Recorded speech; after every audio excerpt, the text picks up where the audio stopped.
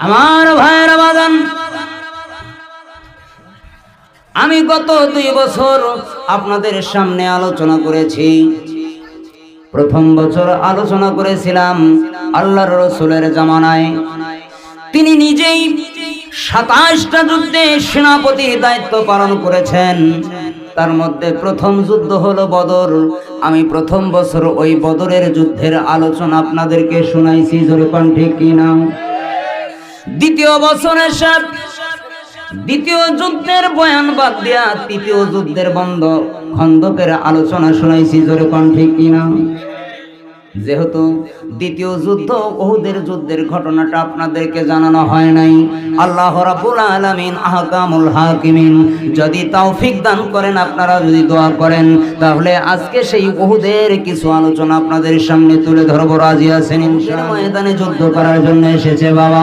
উহুদের ময়দানে যুদ্ধ যখন শুরু হয়ে গেল, এই যুদ্ধের ময়দানে আবু সুফিয়ান যখন পিছু হটে যাচ্ছে, আমার আপনার দয়ার নবী মায়ার নবী রহমাতুল লিল আলামিন নবীজির এই 700 সাহাবী যুদ্ধের ময়দানে এরা এমন ভাবে যুদ্ধ করেছে, কারণ আল্লাহর রাসূলের সাহাবীদেরকে যুদ্ধের ময়দানে সাহায্যকারীকে থেকে লক্ষ্য করে দূর থেকে একটা পাথর নিক্ষেপ করেছে, পাথরটা ছুঁড়ে মেরেছে। ওই পাথর ছুঁড়ে মারার সঙ্গে সঙ্গে পাথরটা এসে আমার আপনার দয়ার নবী মায়ার নবী রহমাতুল লিল আলামিন নবীজির দান মোবারকের মধ্যে লেগে সঙ্গে সঙ্গে 2টা দাঁত ভেঙে শহীদ হয়ে যায়। জোরে পড়ুন না সুবহানাল্লাহ। নবীকে খেয়াল করে মাথার মধ্যে এত জোরে আঘাত করে। আমার নবীর মাথার মধ্যে ওই দিন যুদ্ধের হেলমেট পরেছিলেন, লোহার হেলমেট পরেছেন, মাথায় পাগড়িও নয়, টুপিও নয়, মাথায় ছিল লোহার হেলমেট বড় বড় করা। মাথার মধ্যে পিছন থেকে একজন কাফের ব্যক্তি আমার আপনার দয়ার নবী মায়ার নবী রহমাতুল লিল আলামিন নবীজিকে এমন জোরে আঘাত করেছে, এই লোহার হেলমেট ভেঙে এই ডান সাইড দিয়ে, এই যে কপালের ভিতর দিয়ে এই দিক দিয়ে এবং মগজের কিনারে এই লোহার হেলমেট ভেঙে খান খান হয়ে মগজের কিনারে ঢুকে গেছে। দাঁতের ব্যথা মাথার ব্যথা সহ্য করতে না পেরে রহমাতুল লিল আলামিন নবীজি ঘুরতে ঘুরতে উহুদের ময়দানে এক গর্তের মধ্যে পড়ে যান। নবীকে খুঁজে পাওয়া যাচ্ছে না। গর্তের মধ্যে কাত হয়ে রহমাতুল লিল আলামিন নবীজি পড়ে গেছে। শয়তানে মজদুর সারা উহুদের ময়দান খবর করে দিয়েছে, কোতেলা মোহাম্মদ, মোহাম্মদ নাই রে, মোহাম্মদ নাই।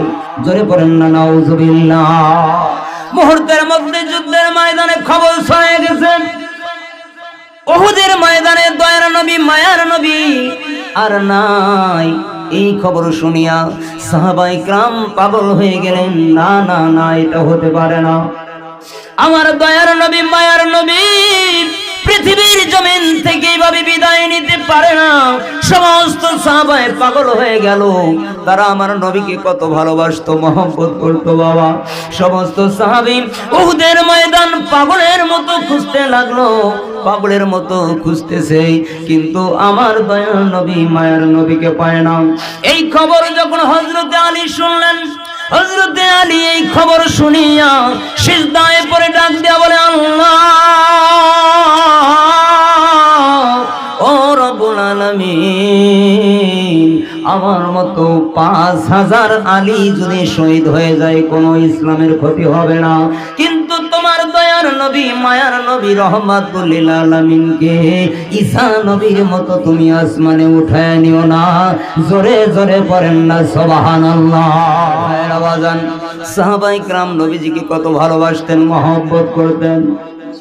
ভালোবাসতেই হবে, মহব্বত করতেই হবে। যতক্ষণ পর্যন্ত আপনার টাকা আপনার পয়সা আপনার জমা জমি বাড়ি গাড়ি টাকা করি আপনার ছেলে মেয়ে বাবা মা সন্তান সন্ততি সমস্ত কিছু আপনার জানের চাইতেও যতক্ষণ পর্যন্ত আমার আপনার দয়ার নবীকে ভালোবাসতে না পারবেন, ততক্ষণ পর্যন্ত আপনি ঈমানদার হতে পারবেন না। জোরে জোরে পড়েন না ঠিক কিনা? নিজের জানের চাইতেও বেশি নবীকে ভালোবাসতে হবে, মহব্বত করতে হবে। সাহাবায়ে কিরাম পাগলের মতো উহুদের ময়দানে ছুটাছুটি করছে। হযরতে আলী সিজদায় পড়ে কান্দাকাটি করতেছে। এই মুহূর্তের ভিতরে একজন সাহাবী দৌড়ায় যায় হযরতে আলীর কানের গলায় মুখ লাগায় বলতেছে, আলী রে, এ আলী, উহুদের ময়দানে রহমাতুল লিল আলামিন নবীজি এখনো জিন্দা। জোরে জোরে পড়েন না সুবহানাল্লাহ। শুনিয়া আলী সিজদা উঠায় বলে, কোথায় আমার নবী, কোথায় আমার দয়ার নবী, মায়ার নবী, রহমাতুল লিল আলামিন? চলো না, আমাকে আমার নবীর কাছে নিয়ে চলো। দৌড়ায় আসলেন আলী, এসে দেখে আমার আপনার দয়ার নবী, মায়ার নবী উহুদের ময়দানে একটা গর্তের মধ্যে কাত হয়ে পড়ে রয়েছে। হযরতে আলী এসে দয়ার নবী, মায়ার নবীকে উঠায় বসালেন। বসানোর পরে রাসূল আমার ডাক দিয়ে বলেন, এই আলী, তুই কোথায় ছিলে আলী? আমি তো তোরেই তালাশ করতেছি রে আলী। এ আলী, আমার দুইটা দাঁত ভেঙে পড়ে গেছে, মাথায় লোহার হেলমেট ভেঙে আমার কপালের মধ্যে বিন্দে গেছে, মগজের কিনারে ঢুকে গেছে আলী। আমার অনেক রক্ত খনন হয়েছে, আমি দুর্বল হয়ে পড়েছি রে আলী। এ আলী, পারবিনি এই লোহার কড়াটা তোর দাঁত দিয়ে কামড় মেরে তুলে দিতে? তার ভিতরে পিছন থেকে একজন সাহাবী দৌড়া এসে বলতেছে, ইয়া রাসূলুল্লাহ, ইয়া হাবিবাল্লাহ, দয়ার নবী, মায়ার নবী, আপনি যদি আমাকে অনুমতি দেন, আমি আপনার এই লোহার কড়াটা কামড় মেরে তুলে দিতে চাই। যখন খাইলেন, মানুষ হয়ে মানুষের রক্ত খাওয়া হারাম। জোরে কোন ঠিক কিনা? আমার ভাইয়ের আওয়াজান, রক্ত খাওয়া হারাম, কিন্তু আমার আপনার দয়ার নবীর, মায়ার নবীর শরীরের পবিত্র রক্ত মোবারক যখন ওই সাহাবী পান করেছে, রাসূল আমার ডাক দিয়ে বলে, কি সাহাবী, কি করলি? আমার রক্ত পান করলি না, জাহান্নামের আগুনকে হারাম করলি। হানজালা, এই হানজালা নতুন বিবাহ করেছেন, শাদী করেছেন, এই জন্য তিনি উহুদের ময়দানে জিহাদে যান নাই। তিনি রাত্রে স্ত্রীর সঙ্গে ছিলেন, সহবাস করেছেন। ফরজ গোসল করার জন্য সকালবেলা ভোরবেলা পানির কিনারে গিয়ে দাঁড়াইছেন, গোসল শুরু করবেন। এই মুহূর্তের ভিতরে হযরতে হানজালার কানের গোড়া স্পর্শ হলো। কি যেন কথায় কে যেন মদিনার পথ দিয়ে বলে যায়, এরে মদিনার ছেলেরা, ওরে মদিনার মেয়েরা, উহুদের ময়দানে রাসূলকে আর খুঁজে পাওয়া যায় না। এই খবর যখন হযরতে হানজালার কানে আওয়াজ আসছে, হযরতে হানজালা গোসলের কথা ভুলে গেল, দৌড়ায় আসলো বাড়িতে। বাড়িতে এসে বিবিকে বলতেছে, বিবি রে, আমার তরবারি কই, তরবারি দে। বিবি ডাক দেয়া কয়, তুমি তো নাপাক, তুমি তো ফরজ গোসল করো নাই, তুমি তরবারি দিয়ে কি করবা? তুমি আগে ফরজ গোসল করো, আগে পবিত্র হও। এবার বিবির কথার উত্তরে হযরতে হানজালা ডাক দেয়া বলে, বিবি রে, উহুদের ময়দানে বলে আমার দয়ার নবী, মায়ার নবীকে খুঁজে পাওয়া যায় না। কার জন্য গোসল করব, কিসের জন্য গোসল করব রে বিবি? তরবারি দে, বিদায় দে, দেখা হবে কাল হাসরের ময়দানে। প্রেমিক আসিল গো সোনার মদিনায়, একজন রাসূল আসিল গো সোনার মদিনায়, যার প্রেমেতে মজনু রূপে নিজেই রবানা। একজন প্রেমিক আসিল গো সোনার মদিনা, একজন রাসূল আসিল গো সোনার মদিনা। যে প্রেমেতে রবি শশী আনন্দে ইত খুশি গো, যে প্রেমেতে রবি শশী আনন্দে ইত খুশি গো, ওরে বনের পশু নবী চিনল, আমরা চিনলাম না। একজন প্রেমিক আসিল গো, একজন রাসূল আসিল গো, আমার নবী নূরের নবী, রাখলাম না তার কোন ছবি গো।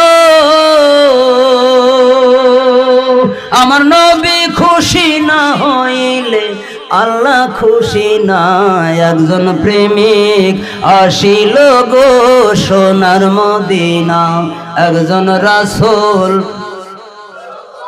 সোনার মদিনা যার প্রেমেতে মজনু রূপে নিজেই রব্বানা একজন প্রেমিক আসিল গো বিল্লাহি মিনাশ শাইতানির রাজিম বিসমিল্লাহির রহমানির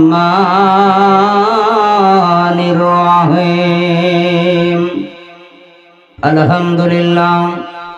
আলহামদুলিল্লাহি রাব্বিল আলামিন আসসালাতু ওয়াসসালামু আলা রাসূলিহিল কারীম ওয়া আলা আলিহি ওয়া সাহবিহি ওয়া আউলিয়াই মিল্লাতিহি উলামা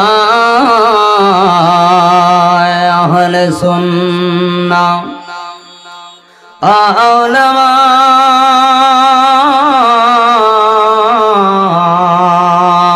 আহলে সুন্নতিহি আজমাইন قال الله تعالى في كلامه المجيد والفرقانه الحميد أطيعوا الله وأطيعوا الرسول وأولي الأمر منكم وفي آيات أخرى في شان حبيبه ومحبوبه إن الله وملائكته يصلون على النبي يا أيها الذين آمنوا صلوا عليه وسلموا تسليما درود شريف اللهم صل على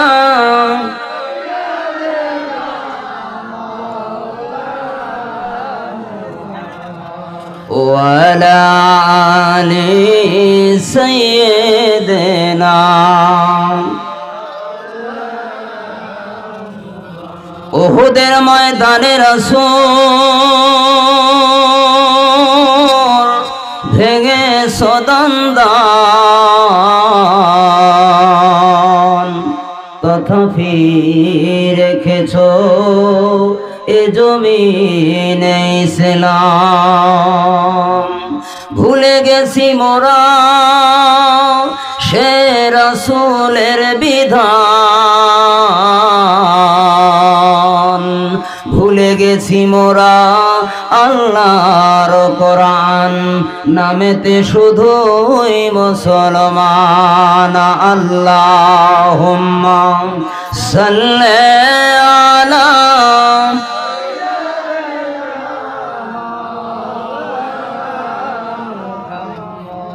وعلى آل سيدنا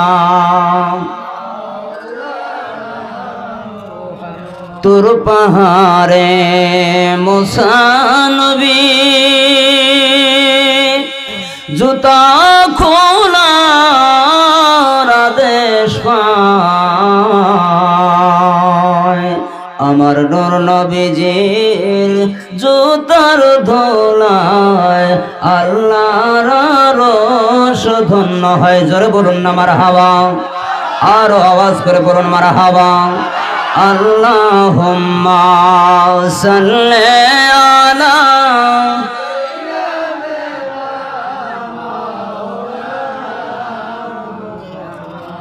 ওয়া আলা আলি সাইয়্যিদিনা কোথায় রইলেন আবু বকর ওমর উসমান আলী তোমাদের বিহনে সোনার ইসলাম মদিনার পানে যায় চলে আল্লাহুম্মা সাল্লি আলা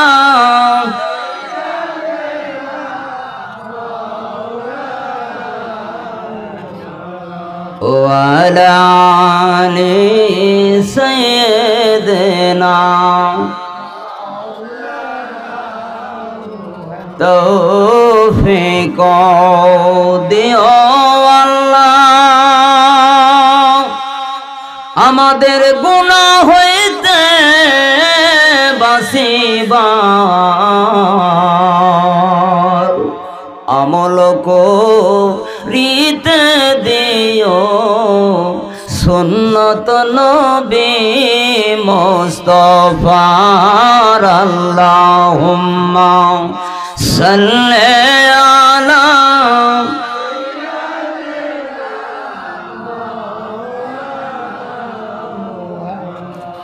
ওয়ালা আলি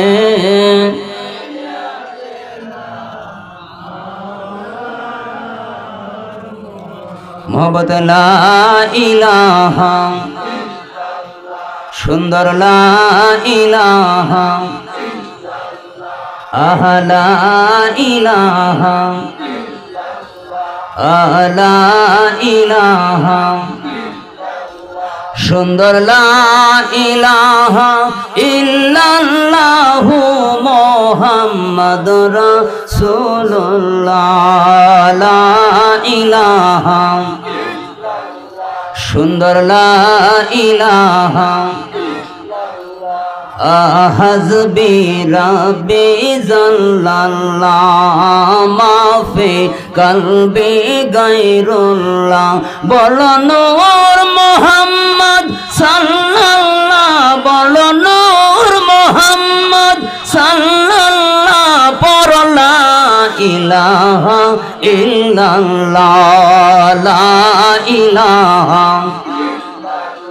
সুন্দর লা ইলাহা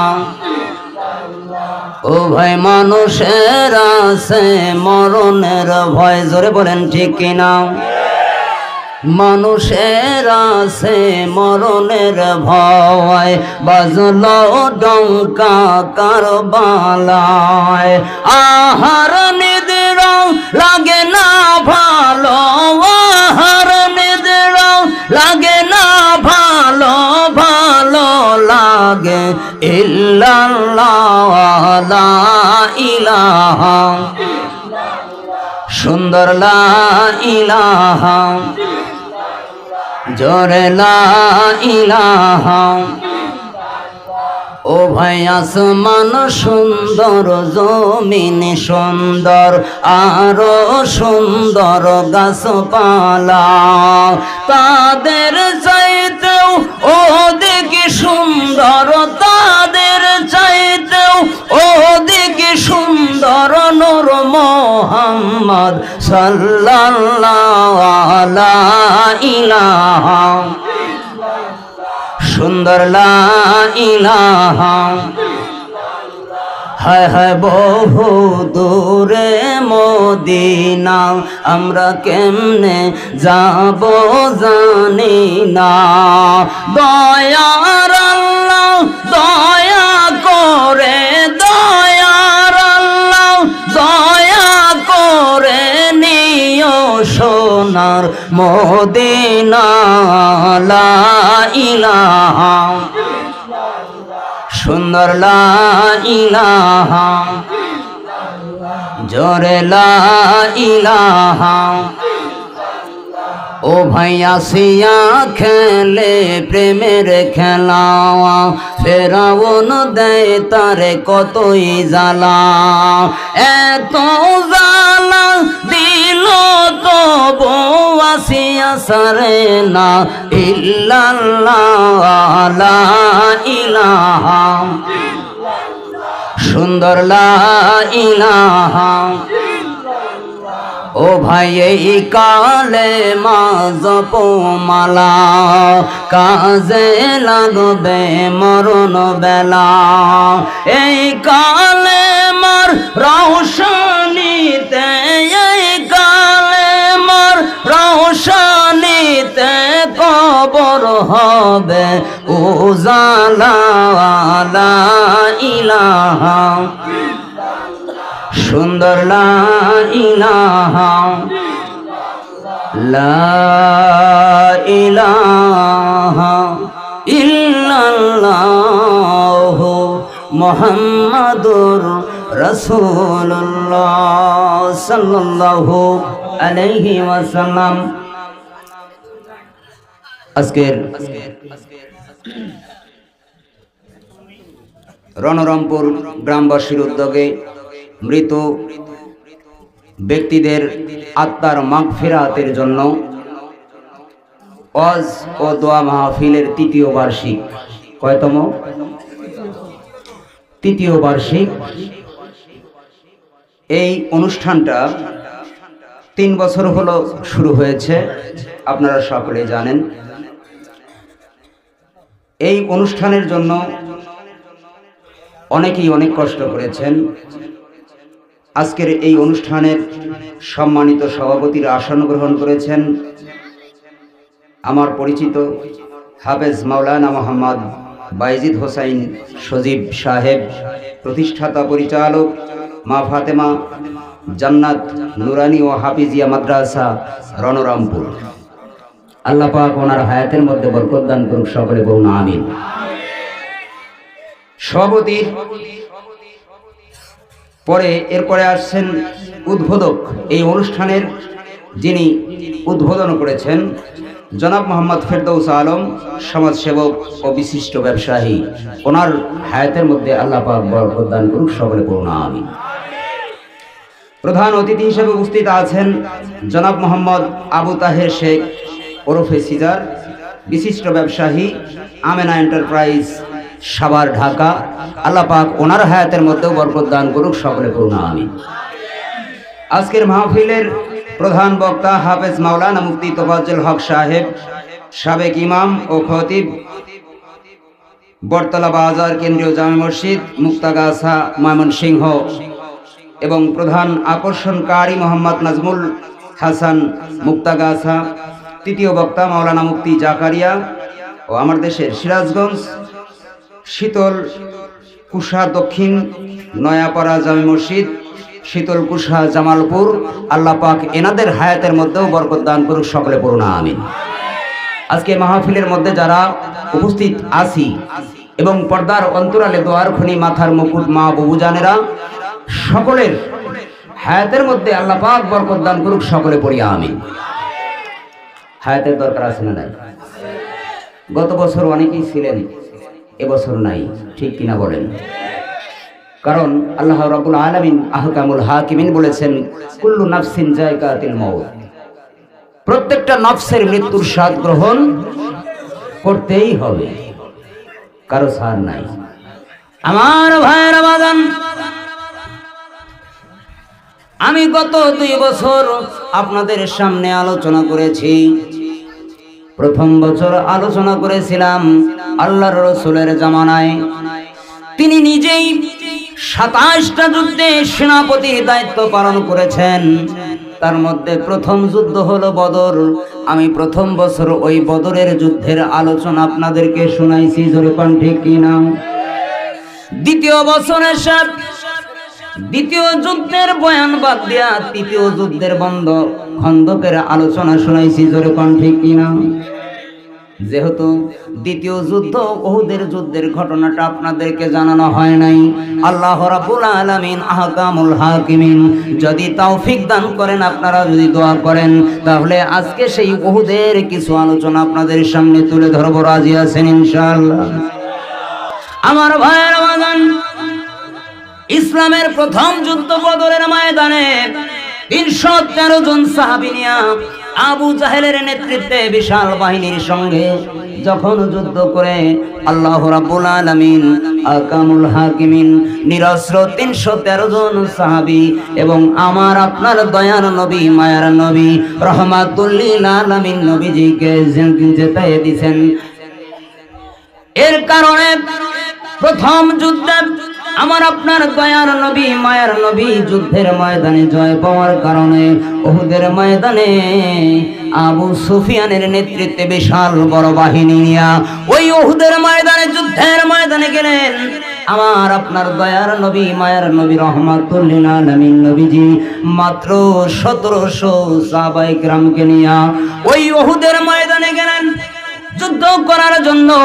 আবু সুফিয়ানের নেতৃত্বে বিশাল বড় বাহিনী এই যুদ্ধের ময়দানে গেলেন। রাসূল আমার যুদ্ধের ময়দানে যায় তাবু গেড়ে যুদ্ধের জন্য প্রস্তুতি গ্রহণ করেছেন।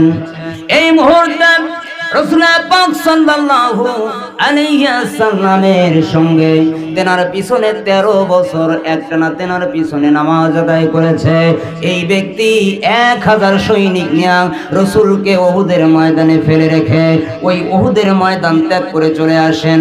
এ হলো মুনাফিকদের লিডার, জোরে কোন ঠিক কিনা? 1000 সৈনিক নিয়ে এই মুনাফিক যখন ওখান থেকে উহুদের ময়দান থেকে চলে আসলেন মাত্র 700 সাহাবী নিয়ে আমার আপনার দয়ার নবী মায়ের নবী রহমাতুল লিল আলামিন নবীজি ওই উহুদের ময়দানে যুদ্ধ করার জন্য প্রস্তুতি গ্রহণ করলেন। যুদ্ধের ময়দানে বাম পাশে একটা পাহাড়ের টিলা ছিল, ওই পাহাড়ের টিলার উপরে 50 জন তীরন্দাজকে নির্ধারণ করলো। রাসূল বললেন, ও বাবা, তোমরা এই জায়গাটা কখনো ছাড়বা না। যুদ্ধের ময়দানে কি হবে না হবে সেটা পরের ব্যাপার, কিন্তু যুদ্ধ শেষ না হওয়া অবধি পর্যন্ত তোমরা এই জায়গা থেকে নড়বা না।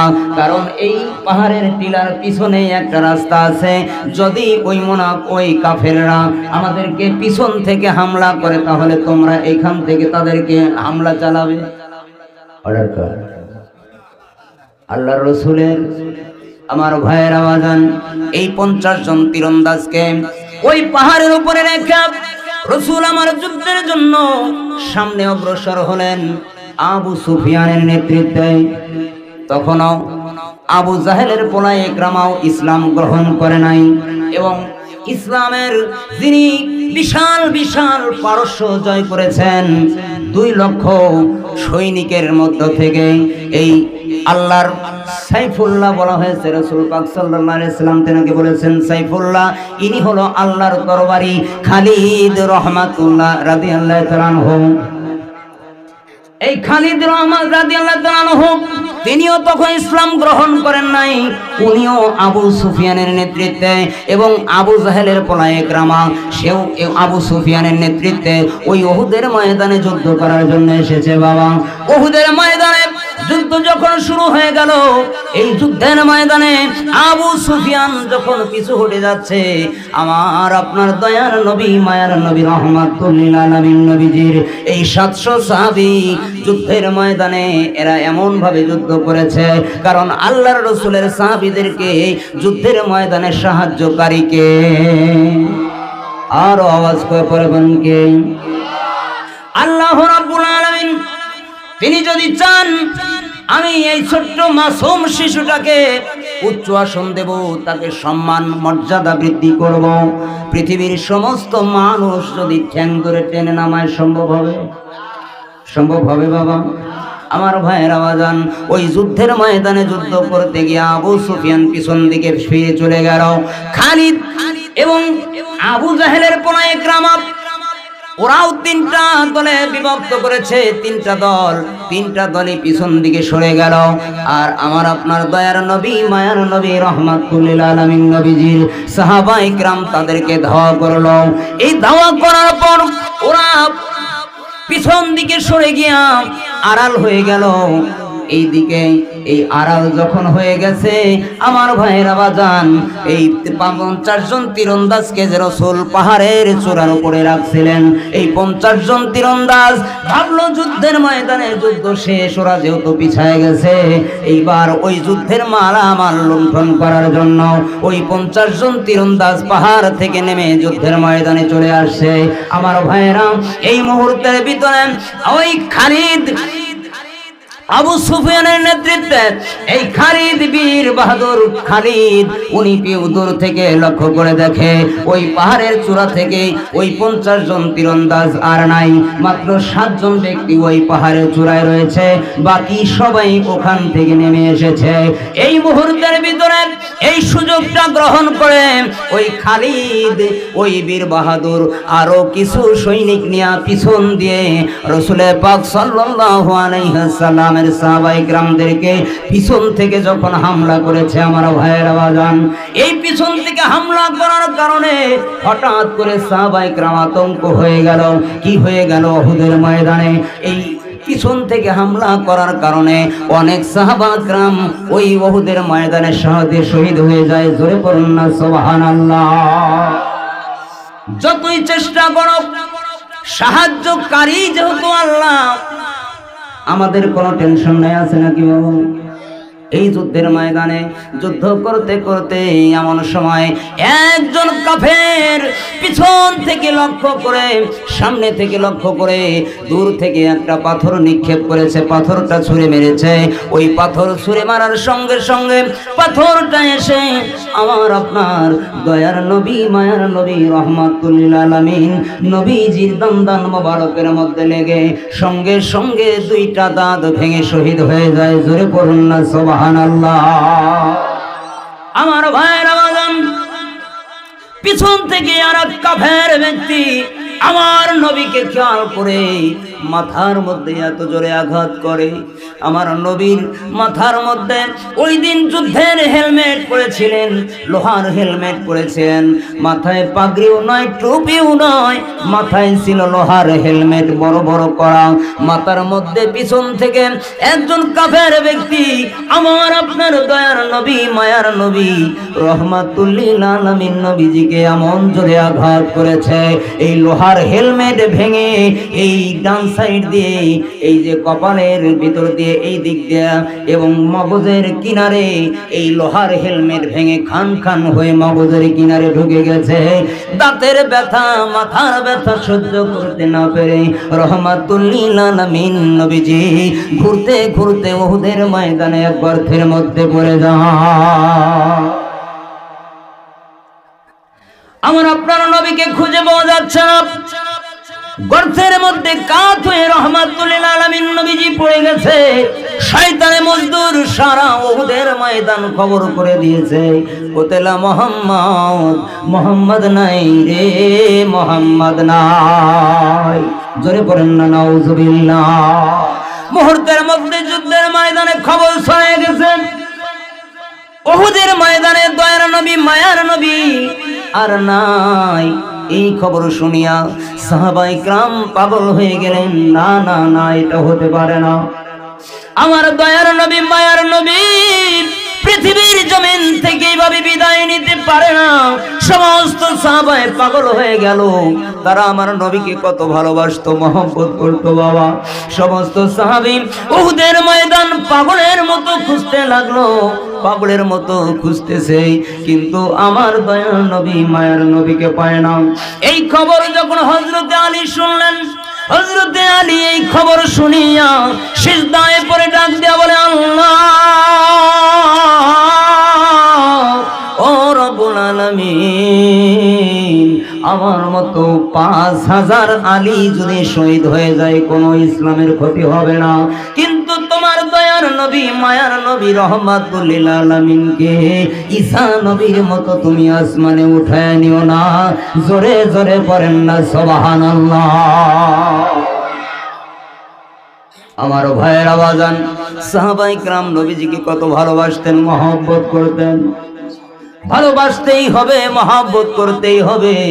যতক্ষণ পর্যন্ত আপনার টাকা, আপনার পয়সা, আপনার জমা জমি, বাড়ি গাড়ি, টাকা করি, আপনার ছেলে মেয়ে, বাবা মা, সন্তান সন্ততি, সমস্ত কিছু আপনার জানের চাইতেও যতক্ষণ পর্যন্ত আমার আপনার দয়ার নবীকে ভালোবাসতে না পারবেন, ততক্ষণ পর্যন্ত আপনি ইমানদার হতে পারবেন না। জোরে জোরে করেন না ঠিক কিনা? আমার ভাইয়েরা বাজান, নিজের জানের চাইতেও বেশি নবীকে ভালোবাসতে হবে, মহব্বত করতে হবে। সাহাবায়ে কিরাম পাগলের মতো উহুদের ময়দানে ছুটাছুটি করছে। হযরত আলী সিজদায় পড়ে আল্লাহর কাছে কান্দাকাটি করতেছে। এই মুহূর্তের ভিতরে একজন সাহাবী দৌড়ায় যায় হযরত আলীর কানের গলায় মুখ লাগায় বলতেছে, আলী রে, এ আলী, উহুদের ময়দানে রহমাতুল লিল আলামিন নবীজি এখনো জিন্দা। জোরে জোরে পড়েন না সুবহানাল্লাহ। এই খবর শুনিয়া আলী সিজদা উঠে বলে, কোথায় আমার নবী, কোথায় আমার দয়ার নবী, মায়ার নবী, রহমাতুল লিল আলামিন? চলো না, আমাকে আমার নবীর কাছে নিয়ে চলো। দৌড়ায় আসলেন আলী। এসে দেখে আমার আপনার দয়ার নবী, মায়ার নবী উহুদের ময়দানে একটা গর্তের মধ্যে কাত হয়ে পড়ে রয়েছে। হযরতে আলী এসে দয়ার নবী, মায়ার নবীকে উঠায় বসালেন। বসানোর পরে রাসূল আমার ডাক দিয়ে বলেন, এই আলী, তুই কোথায় ছিলে? আলী, আমি তো তোরেই তালাশ করতেছি রে আলী। এ আলী, আমার দুইটা দাঁত ভেঙে পড়ে গেছে, মাথায় লোহার হেলমেট ভেঙে আমার কপালের মধ্যে বিন্দে গেছে, মগজের কিনারে ঢুকে গেছে। আলী, আমার অনেক রক্ত খনন হয়েছে, আমি দুর্বল হয়ে পড়েছি রে আলী। এ আলী, পারবিনি এই লোহার কড়াটা তোর দাঁত দিয়ে কামড় মেরে তুলে দিতে? আমার ভাইয়ের আওয়াজ, আলীকে যখন রাসূল আমার এই কথা বললেন, এই মুহূর্তের ভিতরে পিছন থেকে একজন সাহাবী দৌড়ায় এসে বলতেছে, ইয়া রাসূলুল্লাহ, ইয়া হাবিবাল্লাহ, দয়ার নবী, মায়ার নবী, আপনি যদি আমাকে অনুমতি দেন, আমি আপনার এই লোহার কড়াটা কামড় মেরে তুলে দিতে চাই। সুবহানাল্লাহ।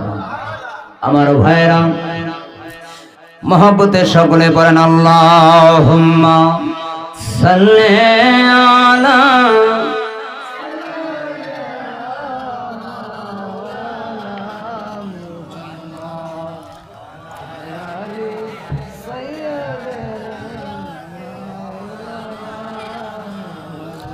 একজন প্রেমিক আসিল গো সোনার মদিনায়, একজন রাসূল আসিল গো সোনার মদিনায়, যার প্রেমেতে মজনু রূপে নিজেই রব্বানা।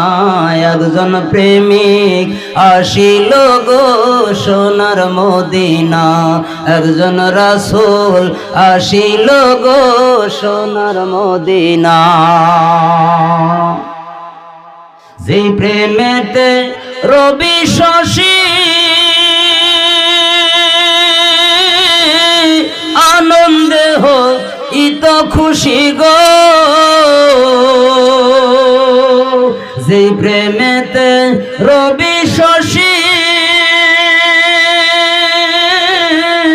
আনন্দে হোক ইত খুশি গো। ওরে বনের পশু নবী চিনল, আমরা চিনলাম না। একজন প্রেমিক আসিল গো, একজন রাসূল আসিল গো, আমার নবী নূরের নবী, রাখলাম না তার কোন ছবি গো। আমার নবী খুশি না হইলে আল্লাহ খুশি না। একজন প্রেমিক আসিল গো সোনার মদিনা, একজন রাসূল সোনার মদিনা। যার প্রেমেতে মজনু রূপে নিজেই রব্বানা, একজন প্রেমিক আসিল গো।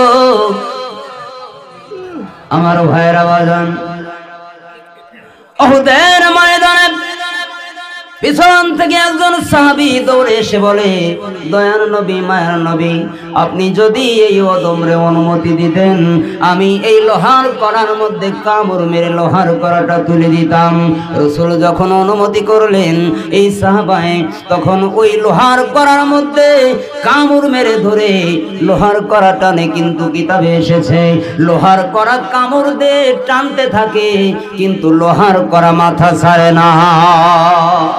আমার ভাইয়ের বাগান, ওই সাহাবী চিন্তা করছে, এক টানে যদি উঠাইতে না পারি আমার নবীজির কলিজার মধ্যে কষ্ট পাবে বেশি। এবার ওই লোহার কড়ার মধ্যে উপরের নিচের দাঁত দ্বারা কামড় মেরে ধরে এত জোরে লোহার কড়াটা টান দিয়েছে বাবা, লোহার কড়া উঠে আসছে, কিন্তু সঙ্গে সঙ্গে ওই সাহাবীর দুইটা দাঁত ভেঙে শহীদ হয়ে গেছে। জোরে জোরে পড়েন না মারহাবা। আমার ভাইয়ের আওয়াজান, রাসূল আমার বুঝতে পারছেন। রাসূল আমার সাহাবীকে ডাক দেয়া বলে, সাহাবী, কিরে সাহাবী, এত জোরে টান দিতে গিয়ে তোর তো দুইটা দাঁত ভেঙে পড়ে গেল। সাহাবী মুখের মধ্যে হাত দিয়ে চেপে ধরে বলতেছে, ইয়া রাসূলুল্লাহ, ইয়া হাবিবাল্লাহ, আমার জান আপনার কদমে কুরবানি হোক। আমি সব কিছু বলতে পারি, আমি সব কিছু বিসর্জন দিতে পারি, কিন্তু আপনি নূরের নবী, আপনি দয়ার নবী, আপনার নবীজি আপনার কোনো কষ্ট হোক এইটা আমি সাহাবী সহ্য করতে পারবো না। আমার ভাইয়ের আওয়াজান, এই মুহূর্তের ভিতরে আরেকজন সাহাবী দৌড়ে আসলেন। দৌড়ে এসে জিজ্ঞাসা করেন, কার রক্ত রে উহুদের ময়দানে স্পর্শ করতেছে? আরেকজন সাহাবী ডাক দিয়ে বলেন, নবীজি শরীরের পবিত্র রক্ত। ওই সাহাবী জিহ্বা দ্বারা রক্তগুলো চেটে চেটে রক্তগুলো পরিষ্কার করে খেয়ে নিলেন। জোরে জোরে পড়েন না সুবহানাল্লাহ। এই রক্ত যখন খাইলেন, মানুষ হয়ে মানুষের রক্ত খাওয়া হারাম, জোরে কোন ঠিক কিনা? আমার ভাইয়ের আওয়াজান, রক্ত খাওয়া হারাম, কিন্তু আমার আপনার দয়ার নবীর, মায়ার নবীর শরীরের পবিত্র রক্ত মোবারক যখন ওই সাহাবী পান করেছে, রাসূল আমার ডাক দিয়ে বলে, কি সাহাবী কি করলি? আমার রক্ত পান করলি না, জাহান্নামের আগুনকে হারাম করলি। আরো আসতে পড়েন সুবহানাল্লাহ। আমার ভাইয়ের আওয়াজান, এইদিকে মদিনায় খবর হয়ে গেছে, মদিনার রাস্তায় রাস্তায় খবর হয়ে গেছে, উহুদের ময়দানে দয়ার নবী, মায়ার নবীকে আর খুঁজে পাওয়া যায় না। নবীজি উহুদের ময়দানে আর জিন্দেগি হায়াতে জিন্দেগিতে নাই, ইন্তেকাল করেছে। এই খবর মদিনার ঘরে ঘরে খবর হয়ে গিয়েছে। মদিনার মহিলারা, পুরুষেরা, শিশু, বাচ্চারা, সমস্ত মানুষ মদিনার রাস্তায় বের হয়ে গেছে। এমনকি কিতাবের মধ্যে এসেছে, দুধের শিশু পর্যন্ত মায়ের স্তনে মুখ লাগায়া দুধ পান করা বন্ধ করে দিয়েছে। জোরে জোরে পড়েন না সুবহানাল্লাহ। নবীজির একজন সাহাবী ছিলেন, যার নাম ছিল হযরতে হানজালা। কি নাম বাবা? হযরতে হানজালা। এই হানজালা নতুন বিবাহ করেছেন, শাদী করেছেন, এই জন্য তিনি উহুদের ময়দানে জিহাদে যান নাই। তিনি রাত্রে স্ত্রীর সঙ্গে ছিলেন, সহবাস করেছেন ফরজ গোসল করার জন্য। সকালবেলা ভোরবেলা পানির কিনারে গিয়ে দাঁড়াইছেন, গোসল শুরু করবেন। এই মুহূর্তের ভিতরে হযরতে হানজালার কানের গোড়ায় স্পর্শ হলো। কি যেন কথায় কে যেন মদিনার পথ দিয়ে বলে যায়, এরে মদিনার ছেলেরা, ওরে মদিনার মেয়েরা, উহুদের ময়দানে রাসূলকে আর খুঁজে পাওয়া যায় না। এই খবর যখন হযরতে হানজালার কানে আওয়াজ আসছে, হযরতে হানজালা গোসলের কথা ভুলে গেল, দৌড়ায় আসলো বাড়িতে। বাড়িতে এসে বিবিকে বলতেছে, বিবি রে, আমার তরবারি কই, তরবারি দে। বিবি ডাক দেয়া কই, তুমি তো নাপাক, তুমি তো ফরজ গোসল করো নাই, তুমি তরবারি দিয়ে কি করবা? তুমি আগে ফরজ গোসল করো, আগে পবিত্র হও। এবার বিবির কথার উত্তরে হযরতে হানজালা ডাক দেয়া বলে, বিবি রে, উহুদের ময়দানে বলে আমার দয়ার নবী মায়ার নবীকে খুঁজে পাওয়া যায় না। কার জন্য গোসল করব, কিসের জন্য গোসল করব রে বিবি? তরবারি দে, বিদায় দে, দেখা হবে কাল হাসরের ময়দানে। আমার ভাইয়ের আওয়াজ কিতাবে এসেছে হযরতে হানজালা তরবারি নিয়ে দৌড়াইতে দৌড়াইতে উহুদের ময়দান ঢুকে পড়ে। উহুদের ময়দানে, যুদ্ধের ময়দানে হযরতে হানজালা শহীদ হয়ে যায়। আমার ভাইয়ের আওয়াজ, যুদ্ধ যখন জয় হয়ে গেল, যুদ্ধ জয় হয়ে গেছে, আমার আপনার দয়ার নবী মায়ার নবী ডাক দিয়ে সমস্ত সাহাবীদেরকে ডেকে ডেকে বলছে, এই আমার সাহাবীরা, আমার যেই সমস্ত সাহাবায়ে কেরাম উহুদের ময়দানে শাহাদাত বরণ করেছে, সকল সাহাবীকে এক জায়গায় একত্রিত করো, অতঃপর তাদেরকে বিনা গোসল কবর দিয়ে দাও। জোরে জোরে পড়েন না সুবহানাল্লাহ। বিনা গোসল কবর কেন দেওয়া হয়? শহীদ যারা হয়েছে তাদের কোনো হিসাব হবে না। হাসরের ময়দানে পৃথিবীর জমিন থেকে কে কিভাবে দুনিয়া থেকে বিদায় নিয়েছে, সে ওইভাবেই হাসরের ময়দানে উঠে খাড়া হবে। এই রক্তমাখা অবস্থায় হাসরের ময়দানে সাহাবায়ে কেরাম যখন উঠবে, আল্লাহ রাব্বুল আলামিন ডাক দিয়ে বলবে, কি রে বান্দা, তোরা রক্তমাখা অবস্থায় কেন আজকে হাসরের ময়দানে উঠেছিস?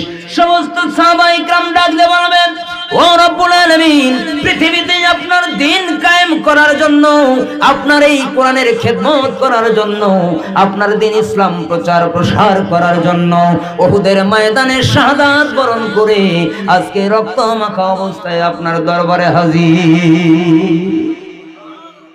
আস্তে পড়েন সুবহানাল্লাহ। জোরে যদি পড়েন পুলিশ এসে আপনাদেরকে ধরে নিয়ে যেতে পারে, ঠিক কিনা বলেন? পুলিশ এসে ধরে নিয়ে যাবে? আমার ভাইয়ের আওয়াজ, আমার ভাইয়ের আওয়াজ, হযরতে হানজালাও শহীদ হয়ে গেছে। সমস্ত সাহাবায়ে কেরামদেরকে খুঁজে খুঁজে নিয়ে এসে এক জায়গায় একত্রিত করা হলো। বিনা গোসল কবর দেওয়ার পারমিশন হয়েছে। এই মুহূর্তের ভিতরে দূর থেকে পাগলের বেশে একজন মহিলা মানুষ দৌড়ায় আসতেছে, ইয়া রাসূলুল্লাহ, ইয়া হাবিবাল্লাহ, সবাইকে বিনা গোসল কবর দেন, কিন্তু আমার স্বামীকে বিনা গোসল কবর দিবেন না। রাসূল আমার ডাক দিয়ে জিজ্ঞাসা করে, কে তুমি? তোমার স্বামীকে? মহিলা ডাক দিয়ে বলে, আমি আপনার প্রিয় সাহাবী হযরতে হানজালার স্ত্রী। রাত্রে উনি আমার সঙ্গে ছিলেন, ফরজ গোসল করার জন্য পানির কিনারে গিয়ে দাঁড়াইছেন, গোসল শুরু করবেন।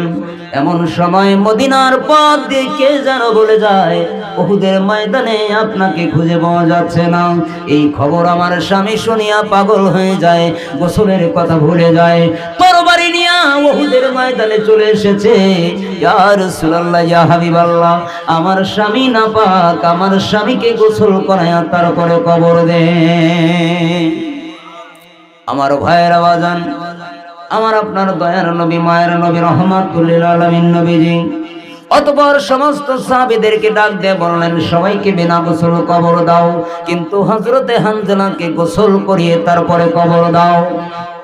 এই মুহূর্তের ভিতরে আসমান থেকে আওয়াজ হলো, হ্যাঁ জিবরাইল, তাড়াতাড়ি যাও, উহুদের ময়দানে যাও, আমার বন্ধুর কাছে আমার সালাম বলো, আর আমার বন্ধুর কাছে বলে দাও, যেই হযরতে হানজালা আমার নবীর ভালোবাসায়, আমার বন্ধুর মহব্বতে তার জীবনটাকে কুরবানি করে দিল, যে ফরজ গোসল করার কথা পর্যন্ত ভুলে গেল, যেই আমার বন্ধুর কারণে, আমার বন্ধুর ভালোবাসায়, আমার বন্ধুর মহব্বতে জীবনটা কুরবানি করে দিয়েছে, আমি আল্লাহ রাব্বুল আলামিন চাই না দুনিয়ার সাধারণ পানির দ্বারা তার শেষ গোসল হোক। তুমি আমার বন্ধুকে বলে দাও, আসমানের রহমতের ফেরেশতারা জান্নাতের বরকতি পানি দ্বারা হযরতে হানজালারে গোসল দিয়েছে। আমার ভাইয়ের আওয়াজ, হযরতে জিবরাইল আমিন আমার আপনার দয়ার নবী মায়ার নবী রহমাতুল লিল আলামিন নবীজির কাছে আসলেন। তিনি সালাম দিলেন, আল্লাহ পাকের পক্ষ থেকে সালাম দিলেন। দিয়ে এই খবর যখন শুনাইলেন, শোনানোর পরে রাসূল আমার ডাক দিয়ে বলল, খবরদার এই সাহাবীরা, আমার হানজালাকে গোসল দেওয়া লাগবে না, তোমরা কেউ আমার হানজালার কাছে যাইও না, আমার হানজালার গোসল হয়ে গেছে রে। সমস্ত সাহাবী দেখার জন্য হযরতে হানজালার লাশের চতুর্দিক ঘিরে দাঁড়ালেন। ঘিরে দাঁড়ায় সমস্ত সাহাবীরা দেখে হযরতে হানজালার দাড়ির আগা বেবে, চুলের আগা বেবে জান্নাতের বরকতের পানিগুলো ওদের ময়দান স্পর্শ করেছে। জোরে পড়েন না সুবহানাল্লাহ। সবাইকে উহুদের ময়দানে দাফন করা হলো। রাসূল আমার সমস্ত সাহাবাদেরকে নিয়ে মদিনায় ফেরত আসতেছেন। কিতাবে এসেছে দুইজন সাহাবীর কাঁধে ভর করে করে আমার আপনার দয়ার নবী, মায়ার নবী, রহমাতুল লিল আলামিন নবীজি মদিনায় আসলেন। মসজিদে নববীতে এসে ভিতরে ঢুকবেন, আবু বকর সিদ্দিক রাদিয়াল্লাহু তাআলা ডাক দিয়ে বলে, ইয়া রাসূলুল্লাহ, ইয়া হাবিবাল্লাহ, ও দয়ার নবী, মায়ার নবী, আপনি ভিতরে যাবেন ঠিক আছে, কিন্তু এখন একটু আপনি বারান্দায় এখানে বসেন, এই বারান্দায় হেলনা দিয়ে বসেন। গতকাল যেহেতু খবর হয়ে গিয়েছে মদিনায় উহুদের ময়দানে আপনাকে খুঁজে পাওয়া যায় না, মদিনার সমস্ত মহিলারা, মদিনার সমস্ত পুরুষেরা, ছোট ছোট বাচ্চারা পর্যন্ত দুধের শিশু মায়ের স্তনে মুখ লাগায় না, দুধ খাওয়া বন্ধ করে দিয়েছে। আজকে যখন খবর হয়েছে আপনি উহুদের ময়দানে জীবিত রয়েছেন, আজকে মসজিদে নববীতে ফেরত আসতেছেন, সমস্ত মদিনাবাসী আপনাকে দেখার জন্য আসতেছে গো নবীজি। ও দয়ার নবী, মায়ার নবী, আপনি এইখানে একটু বসেন। এবার দয়ার নবী, মায়ার নবী ডাক দিয়ে বলে, ও আবু বকর, আপনারা সকলে জানেন আমার দুইটা দাঁত ভেঙে পড়ে গেছে, মাথায় লোহার হেলমেট ভেঙে ঢুকে পড়েছে, আমার অনেক রক্ত খনন হয়ে গেছে, আমি অনেক দুর্বল হয়ে পড়েছি। ও আবু বকর, আমি একটু আরাম করব, রেস্টি করতে, সেটাও কি আপনারা আমাকে করতে দেবেন না? আবু বকর সিদ্দিক রাদিয়াল্লাহু তাআলা ডাক দিয়ে বলে, ইয়া রাসূলুল্লাহ, ইয়া হাবিবাল্লাহ, অবশ্যই আপনি রেস্ট নেবেন, আরাম করবেন, আমরা সমস্ত সাহাবী মিলে আপনার সেবায় নিয়োজিত থাকবো, আপনার সেবা করব, আপনার যত্ন করব, কিন্তু এই জন্য আপনাকে বারান্দায় বসতে বলেছি। এই কিছুক্ষণের মধ্যে মদিনার সমস্ত নারী পুরুষ এবং ছোট ছোট মাসুম শিশুরা এসে আমার দয়ার নবী, মায়ের নবীর চতুর্দিকে গিয়ে দাঁড়ালেন। সমস্ত মহিলাগুলো, পুরুষগুলো, ছোট ছোট বাচ্চাগুলো হাউ মাউ করে কাঁদতে শুরু করে দিয়েছে। একজন বুড়ি মহিলা আমার নবীজির দিকে এমন ভাবে তাকিয়ে রয়েছে, অনেক সময় তাকিয়ে আছে। রাহমাতুল লিল আলামিন নবীজি ডাক দিয়ে বলেন, ও বুড়ি মা, আপনি কেন এত সময় হলো আমার দিকে একভাবে তাকিয়ে আছেন, এক দৃষ্টিতে তাকিয়ে রয়েছেন? ওই মহিলা ডাক দিয়ে বলে, ইয়া রাসূলুল্লাহ, ইয়া হাবিবাল্লাহ, ও দয়ার নবী, মায়ার নবী, আমি আমার ছেলে মেয়ে, আমার বাবা মা, আমার 14 গোষ্ঠী আপনার কদমে কোরবান হোক। উহুদের ময়দানে আমার দুইটা সন্তান গিয়েছিল যুদ্ধের ময়দানে, জিহাদের ময়দানে দুইটা সন্তানই উহুদের ময়দানে শহীদ হয়েছে। আমার কোনো দুঃখ নাই ইয়া রাসূলুল্লাহ, ইয়া হাবিবাল্লাহ, কালকে যখন শুনেছি আপনাকে উহুদের ময়দানে খুঁজে পাওয়া যায় না, আমি পাগল হয়ে গেছি। দয়ার নবী, মায়ার নবী, ও রহমাতুল লিল আলামিন নবীজি, আমার যদি আরো 10টা সন্তান থাকতো আপনার কদমে কোরবানি করে দিতাম। জোরে পড়েন না সুবহানাল্লাহ। আমার ভাইরা, ও বাজান, মদিনার মানুষগুলো আমার নবীকে কত ভালোবাসতো, মহব্বত করত। যেদিন আমার দয়ার নবী, মায়ের নবী মক্কা ছেড়ে, জন্মভূমি ছেড়ে মদিনায় রওনা করেছিলেন, মদিনায় যখন গিয়ে পৌঁছাইলেন, মদিনার ছোট ছোট মাসুম শিশুগুলো আমার নবীজির উটের চতুর্দিক ঘিরে দাঁড়ায়া কি সুন্দর দৌড় করতেছিলেন।